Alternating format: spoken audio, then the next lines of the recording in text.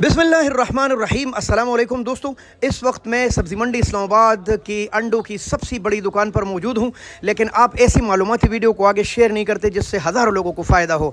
अक्सर मैं अंडे की वीडियो बनाता हूं और रेट देता हूं तो लोग कमेंट करते हैं कि ये रेट तो हमारे मोहल्ले में भी दस्तियाब है होंगे, लेकिन वो इतना बड़ा अंडा नहीं होगा, यानी 60-62 ग्राम का।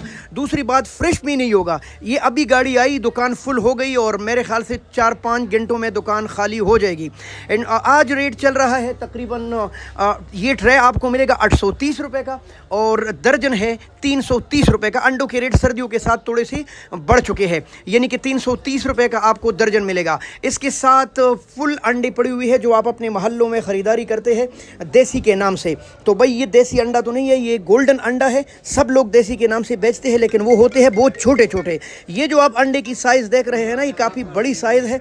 ये तकरीबन 60 ग्राम का ये भी है और ये काफ़ी सस्ता आपको मिलेगा, 400 रुपये का दर्जन। इतना बड़ा अंडा फ्रेश भाई 1000 रुपये की ट्रे। तो बस इस मालूमात को आप शेयर करें ताकि हज़ारों लोगों को मेरी आवाज़ पहुंच सके।